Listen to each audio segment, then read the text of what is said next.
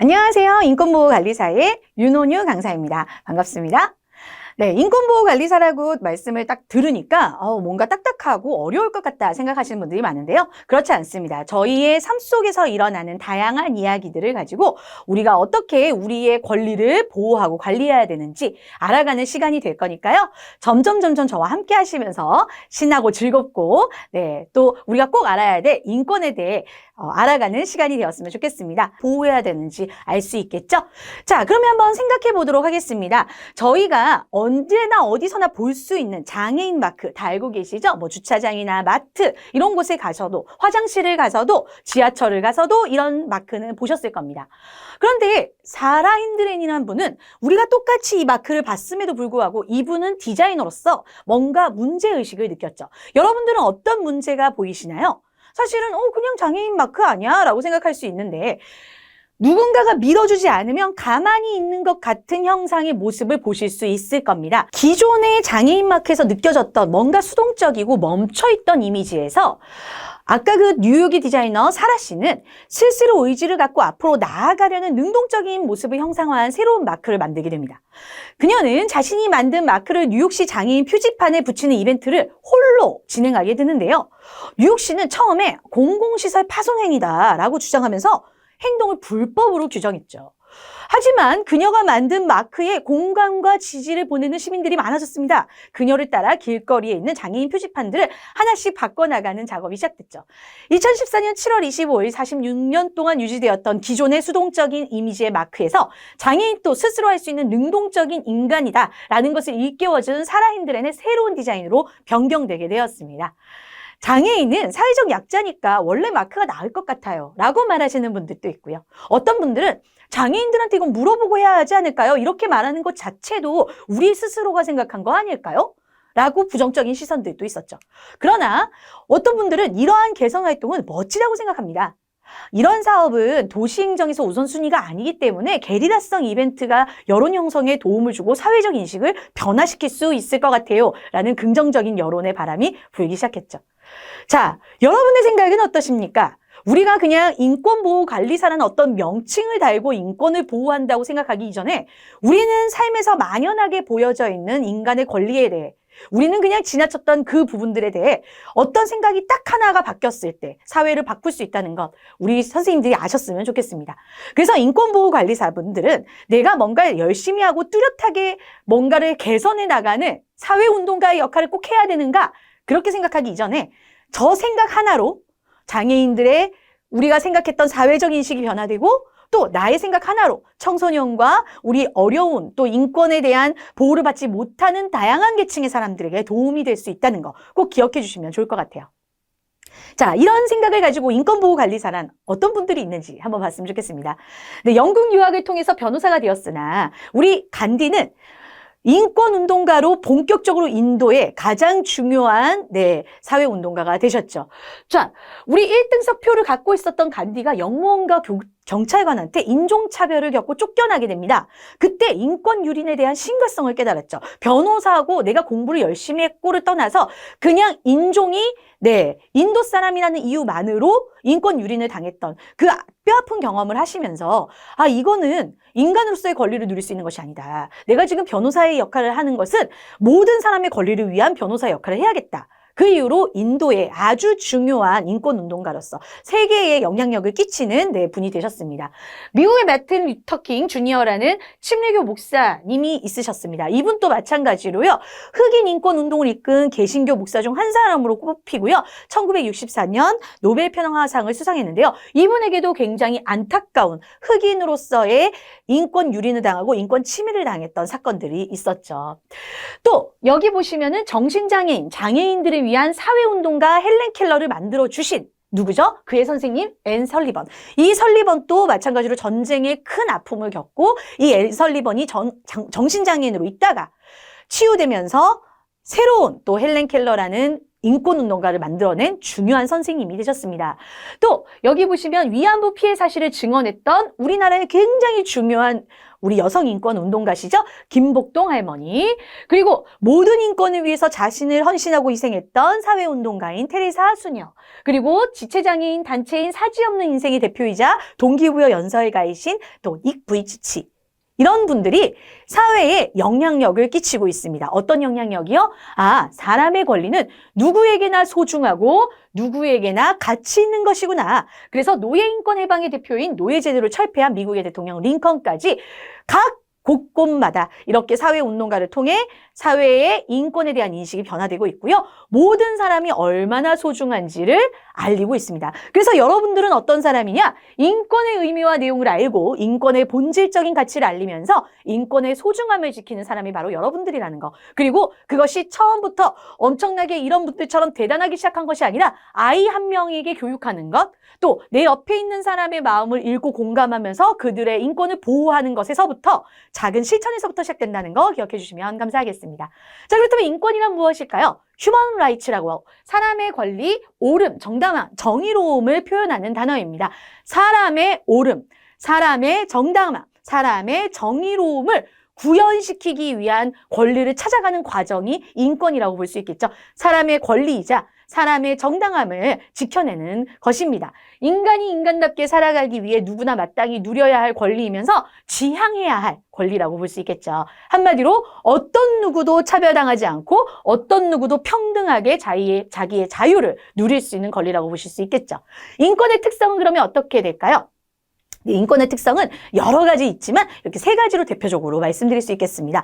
아주 보편적인 이 인권은요, 누구에게 양도할 수 없습니다. 나는 내가 인권 침해를 받더라도 너는 인권 침해를 받지 말아야 돼. 이런 게 없다는 거죠. 또 내 인권을 너한테 주는 이런 양도가 되지 않습니다. 모두에게 똑같이 사람으로서 존중감을 가지고 그 가치를 인정받아야 하는 권리라는 것이죠. 그래서 누구도 평등한 위치며 누구도 차별받으면 아니 된다라는 것이 인권의 특성입니다. 내가 조금 더 잘 사니까, 내가 피부색이 하얘니까, 아니면 내가 피부색이 검으니까, 나는 내가 조금 더 저 사람보다 건강하니까, 이런 뭐뭐 하니까, 뭐뭐 때문에 라는 어떤 이유가 존재하지 않는다는 겁니다. 그리고 상호 의존적이에요. 내 권리가 중요한 만큼 다른 사람의 권리도 중요하기 때문에 서로의 권리를 상호 의존적으로 도와주고 도움받는 것이 바로 인권의 특성이라는 겁니다. 그래서 인권은요, 누구에게 독보적으로 나만 중요한 인권은 아무도 없습니다. 똑같이 권리를 인정받아야 되고 인간으로서의 존엄성을, 그 가치를, 그 귀중함을 인정받아야 되는 거죠. 물론 돈으로 내가 누려야 할 권리를 더 많이 돈적인 어떤 물질적인 혜택을 받을 수는 있겠지만 그 물질로 인해서 그 개인이 가진 고유의 권리를 무시하거나 차별해서는 안 된다라는 의미를 가지고 있겠죠. 또 이렇습니다. 모든 사람이 대상입니다. 사회적 약자로부터 그 사회적 약자에서부터 모든 사회의 보편적인 모든 분들까지 다 인권을 가지고 있습니다. 그런데 이 인권은요, 이 권리에 따른 책임이 있어야 해요.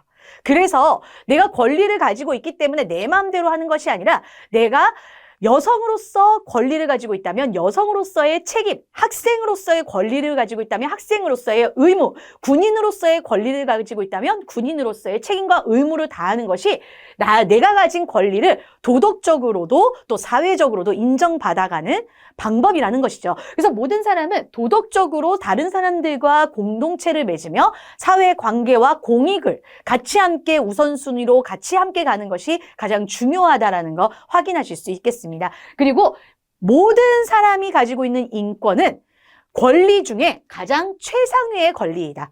그래서 물건, 사람, 동물, 또 환경, 자연 다 있겠지만 여기에 있는 모든 권리를 가장 우선순위로 잡을 때에는 인권을 우선순위로 한다라고 보시면 되겠죠. 자, 그렇다면 인권의 대상은 누구일까요? 제가 방금 앞에서 말씀드렸던 것처럼 인권의 대상은 모든 사람입니다. 아동으로부터 노인에 이르기까지 아동, 청소년, 가족, 다민족, 장애인, 여성, 모든 직업군, 문화예술, 스포츠, 노인, 성소수자 등등의 모든 우리가 지금 옆에 보시는 사람들 다 인권의 대상이라는 거죠. 나는 내가 아이니까 아이의 인권이 있어요. 아동 인권을 준수해야 돼요. 그렇다면 또 우리 할아버지는 할아버지의 인권을 존중해야 되는 거고요. 부모님은 부모님의 인권을 존중받아야 되는 거죠. 나는 내가 사업가예요. 그럼 물론 사업가의 인권도 있겠지만 사업가가 함께 일하는 근로자의 인권도 존중해야 된다는 거. 그래서 인권의 대상은 나 혼자만의 인권이 아니라 모든 사람이 어우러져서 아이로부터 노인에까지 모든 사람들이 인권의 대상이라는 점 기억해 주시면 되겠습니다. 자, 그러면 이 인권은 어떤 발자취를 가지고 시작됐는지 우리가 그 역사를 무시할 수 없겠죠. 역사를 잃은 민족은 미래가 없다고 합니다. 그래서 인권은 분명한 역사적인 여러 인권운동가와 사회의 많은 사람들로 인하여 저희까지 전달이 되었습니다. 자, 한번 보면요. 인권의 내용은 이 발자취가 보통 3개의 범주로 나누어서 설명할 수 있는데요. 프랑스 법학자인 카를 바작이 제시한 3단계 인권론에 근거한 것입니다. 이는 오늘날 국제사회의 일반화된 구분법이라고 볼 수 있겠는데요. 그렇지만 인권이라는 것이 이 사람이 이 법을 만들었다고 해서 이 3단계의 인권론을 만들었다고 해서 고정화된 것은 전혀 아닙니다. 시대에 따라서 사회 풍토가 달라지면서 문화가 달라지면서 이제는 점점 그 인권을 바라보는 시각과 관점이 달라지고 있다는 것도 기억하셔야 되겠습니다. 예로 제2차 세계대전 이전까지는 인권은 라이트 오브 맨이라고 썼어요. 자, 여기서 지금 딱 보이시는 게 있죠? 맨이라는 남자를 상징하는 용어가 들어가 있습니다. 세계대전 이후에 여성운동과 함께 이제는 라이트 오브 맨이 아니라 휴먼 라이트로 인권이 변화되게 되었어요. 뭐가 보장되면서? 여성의 참정권이 보장되면서.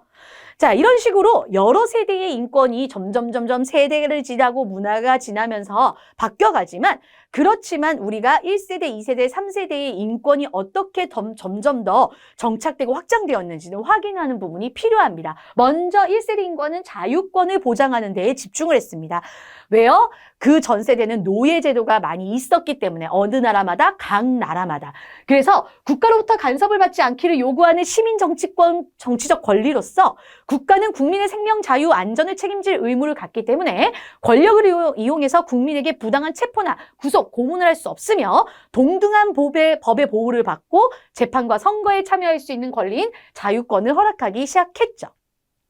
자, 2세대 인권에서는 사회권이 시작되었습니다. 인간다운 삶을 국가가 보장해 주는 것도 있지만 국가가 적극적으로 그냥 개입하지 않으면 사실은 우리는 차별 대우를 받을 수밖에 없다. 이런 이야기들이, 운동들이 일어나기 시작했어요. 그래서 국가가 적극적으로 개입하는데 어떤 부분에요? 경제, 사회, 문화적 권리에 다 노동을 할 수 있고 또 실업이 되었지만 보호받을 수 있으며 적절한 인간으로서의 생활 수준을 기본적으로 누릴 권리와 교육이나 문화를 누릴 수 있는 권리가 이에 포함되게 되었습니다. 자, 또한 마지막으로 집단권, 3세대 인권이 시작되었는데요. 여성, 장애인, 아동, 난민 등의 분명 같은 인간의 권리를 가지고 있음에도 불구하고 어떤 성차별적인 거나 몸의 특성상 일어나는 이런 특징들에 의해 차별받고 있는 집단의 인권에 대해서도 관심을 갖게 되었죠. 그러면서 연대와 단결을 강조하게 되었고 사회적인 이슈를 통해서 사회의 인권을 강조하는 문화를 계속해서 일으키는 집단들에 대한 권리가 인정되게 되었습니다. 그래서 여기에는요, 자결권이라는 권리가 포함되어 있기 때문에 정치적 지위를 자유롭게 결정하고 경제사회 문화 발전을 자유롭게 추구할 수 있는 권리까지 주어집니다. 자, 그렇다면 시대별로 인권의 역사가 어떻게 일어났는지 간단히 짚고 넘어가도록 할게요. 저희가 간단히 짚는다고 해서 중요하지 않다는 것은 아닙니다. 저희는 지금 사회복지적인 역사이면서 인권의 역사와 또 교육적인 역사의 흐름과 같이 우리가 흘러가기 때문에 인권으로서 우리가 중요하다고 보여지는 포인트적인 부분을 짚고 넘어갈게요. 자, 마그나 카르타, 대헌장이라고 불리면서요. 1215년 영국의 존 왕이 귀족과의 다툼 끝에 서약한 문서를 말합니다. 이 문서는 국왕의 권리를 문서로 명시한 것인데요. 자, 의회의 승인 없이 세금을 마음대로 왕이 부과할 수 없다. 법에 따르지 않는 체포나 감금을 할 수 없다. 규정을 했습니다. 한마디로 이렇게 딱 보시면은 전체 시민을 위해서, 국민을 위해서 이렇게 귀족들이 움직였구나라고 보실 수 있는데요. 사실은 귀족의 권리를 재확인하면서 귀족의 말을 왕이 들어라라는 어떤 느낌이 좀 있었어요. 결과적으로는 신분제의 굴레에서 벗어나지 못하는 삶을 살았죠. 그러나 이 마그나 카르타라는 이 대헌장 이후로부터 본격적으로 이 이제 인권에 대한 내가 권리를 주장한다는 것에 대한 이제 시민들의 발언이 시작되었다고 보시면 되겠습니다. 자, 미국 독립선언문 발표 직전에 미국 버지니아주에서 부당한 정부에 대한 반역의 권리를 포함해 인간이 내재한 자연권을 선언하게 되었죠.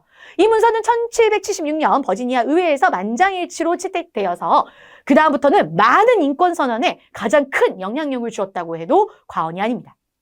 이때 가장 중요한 말이 뭐예요? 시민의 천부인권, 인권은 하늘에서 주었다. 생명과 자유, 재산권을 규정했으며 최초로 행복 추구권을 선포했습니다. 행복 추구권, 인간은 행복을 추구할 권리가 있다.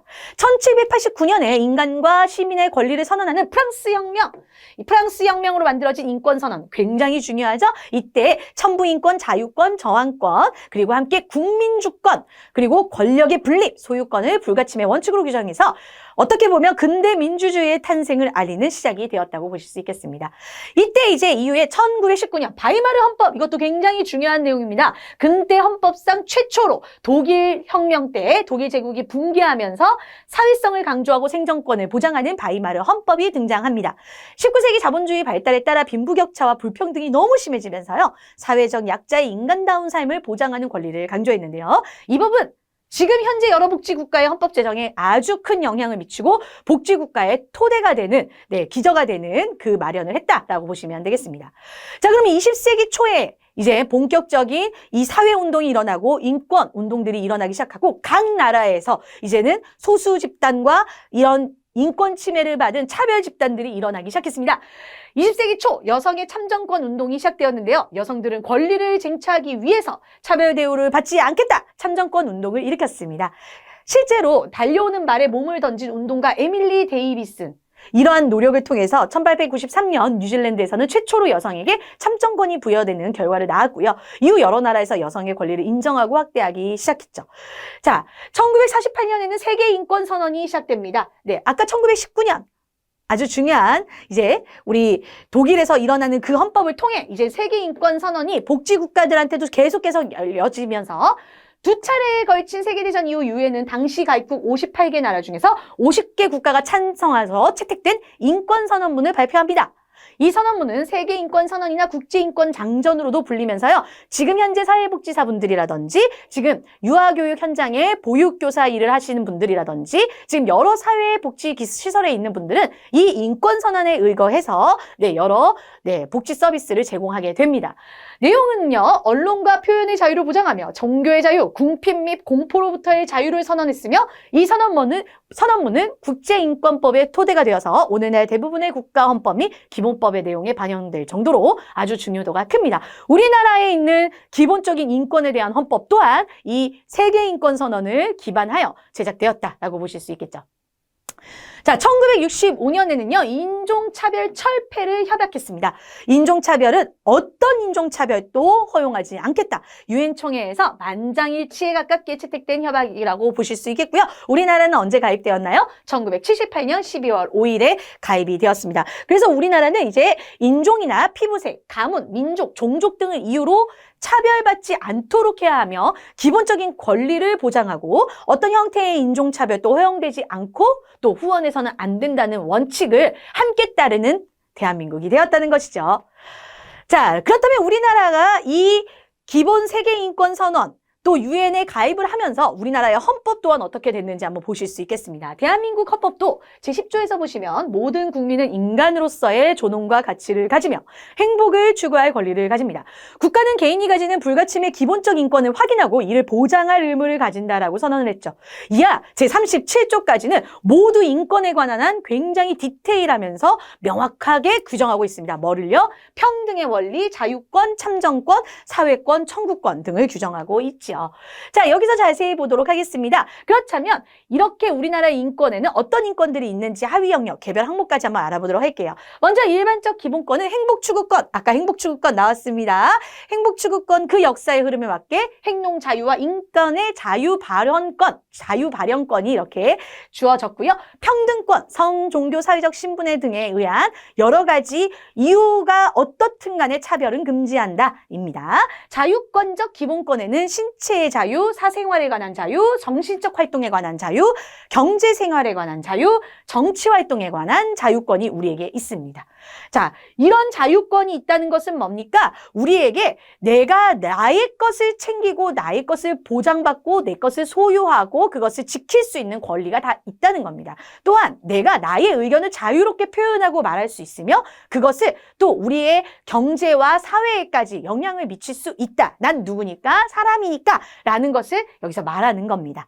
자, 이 내용은 굉장히 중요한 것이 앞으로 여러분들과 함께할 인권에 대한 여러 다양한 주체별 인권에 대해서 계속해서 나오는 내용이기 때문에 우리 선생님들이 기억해 주시면 좋을 것 같아요. 자, 그리고 사회권적 기본권이 있어요. 사회권적 기본권은 뭘까요? 내가 사회에 살아가는 데 있어서 사회와 함께 동등된 인권의 권리인 기본권을 말합니다. 인간다운 생활을 할 권리, 행동 자유권과 인격의 자유 발언권과 교육 문화권, 이런 차별을 금지하면서 내가 교육을 받을 권리, 문화를 향유할 권리를 가지고 있죠. 근로의 권리는 뭘까요? 국가의 고용 증진 의무에 따라서 근로할 수 있는 권리, 근로자의 3권, 근로자의 단결권, 단체 교섭권, 단체 행동권 이 있습니다. 이 부분은 제가 노동인권 때 말씀을 드리도록 하겠습니다. 그리고 쾌적한 환경에 살아야 할 환경에 대한 권리, 보건에 관한 보호를 받을 권리, 이건 뭘까요? 내가 안전할 권리, 내가 또 위생을 안전하게 지켜야 될 권리, 그리고 내가 가족 생활을 보장받을 권리. 한마디로 뭐예요? 사회 구성원으로서 당연히 누려야 할 권리를 말하고 있습니다. 그리고 청구권적 기본권이 있습니다. 청구권적 기본권, 여기는 뭘까요? 청원할 수 있는 권리, 재판의 청구권, 형사보장을 청구할 수 있는 권리, 국가배상을 청구할 수 있는 권리, 범죄 피해자의 구조를 청구할 수 있는 여러 가지 권리들이 우리에게 다 있습니다. 이런 권리를 우리한테 준 이유는 뭘까요? 앞서 이렇게 말씀드렸던 일반적 기본권은 내가 사람으로서 일반적으로 누려야 돼. 아주 기본적인 내가 인간 존재 자체만으로 누려야 할 기본권이라고 한다면 자유권적 기본권은 내가 그러면 인간으로서 누려야 할 기본적인 부분에 있어 나의 포함된 모든 환경에 이르기까지 내가 스스로 선택할 수 있다는 거예요. 선택했다면은 내가 스스로 이 선택에 대한 책임도 내가 져야 하겠죠. 그래서 자유권적 기본권에는 내가 자유를 누릴 수 있는 부분도 있으면서 내가 거기에 따른 책임도 질 수 있는 의무도 포함이 됩니다. 사회권적 기본권도 마찬가지겠죠. 자유권은 내가 선택할 수 있고 내 개인적인 생활에 대해서 내가 보호를 받고 거기에 대해 정확하게 청구하고 얘기할 권리가 있다고 한다면요. 우리 사회권적인 기본권에 있어서는 사회 구성원으로서 내가 다른 사람과 단결하고 소속감을 가지고 또 내가 기본적으로 사회의 구성원으로서 받아야 할 당연한 교육들을 들어야 하는 그 권리를 말합니다.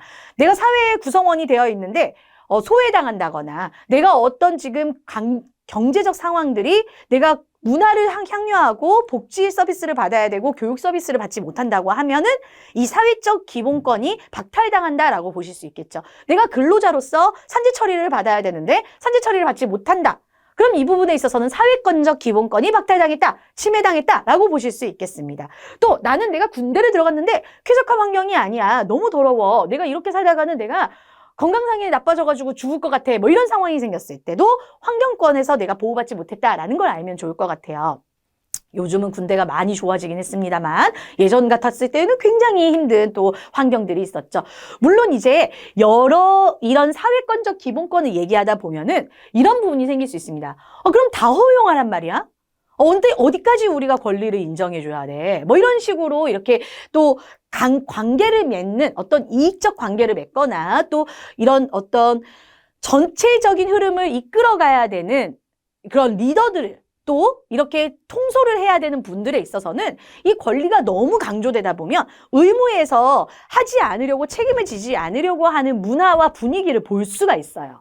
자, 그렇기 때문에 우리가 인권보호관리사분들은 이 인권과 의무와 책임에 대해 잘 알아야 하는 겁니다. 그냥 무조건적으로 저희가 한쪽의 약자의 인권만을 들어서도 안 되고 또 강자의 인권만을 들어서도 안 되는 가장 중립적인 인권, 그 각자가 다 가진 인권이 가장 아름답게 조화롭게 이루어서 사회 구성원으로서 공동체로서 긍정적인 분위기를 형성할 수 있도록 돕는 것이 여러분들의 역할이라고 보시면 되겠죠. 자, 그렇다면 우리가 오늘은 내가 생각해보는 인권과 인권의 개념과 인권의 역사를 간단하게 짚어보면서 우리나라 인권 법률에 대한 이해를 가져보았습니다. 저희가 인권이라고 하면요, 우리가 굉장히 어렵게 생각하고 그것을 다 법률적으로 알아야 하고 법률적으로 대처해야 한다고 생각하실 수 있는데요. 인권보호관리사분들은 변호사로서의 지금 교육을 듣는 것도 아니고 법무사로서의 역할을 하는 것도 아닙니다. 그렇지만 저희가 이 법률들을 알고 조금 더 저희가 이 부분에 집중해서 어떤 법률적인 문제가 있고 또 여기에 우리나라가 제공하는 혜택과 서비스가 뭔지를 잘 알고 있어야 정보를 제공하는 역할을 해드릴 수 있는 거죠. 사실 인권보호관리사분들은 지금 오늘부터 앞으로 배울 인권의 다양한 내용을 들으셨을 때 다른 지금 옆에 있는 분들보다 더 빠르게 인권에 대한 정보를 들으신 겁니다. 그럼 이 정보를 들었던 것을 어떻게 하면 되나요? 알리는 역할을 하는 것이다. 또 알리고 그들의 인권을 잘 듣고 보호하는 방법이 무엇인 건지를 찾아보고 또 그들을 관리해 주는 것까지. 그 관리라 하면 내가 뭔가 서비스를 제공하는 것이 아니라 서비스를 제공하는 사람한테 연결하거나 또 그런 기관과 조율을 해서 침해받았던 인권이나 박탈당했던 인권에 대해 다시 회복할 수 있도록 돕는 역할을 하신다라고 보시면 될 것 같아요. 자, 오늘 저희가 인권에 대해 내가 그냥 이때까지는 지나쳤던 간단한 일들이 앞으로는 내가 눈으로 확인하고 느끼고 생각해서 어떻게 이런 지금 현장을 내가 도와주고 바꿔나갈 수 있겠는가 생각하며 그 시각이 바뀌고 관점이 바뀌는 시간 되어졌으면 좋겠습니다. 앞으로도 저희가 이렇게 인권에 대해서 다양한 이야기를 나누며 인권보호관리사로서의 사명과 또 목적을 발견하는 시간이 되었으면 좋겠습니다. 이번 시간의 내용은 여기까지입니다. 다음 강의에서 뵙겠습니다. 감사합니다.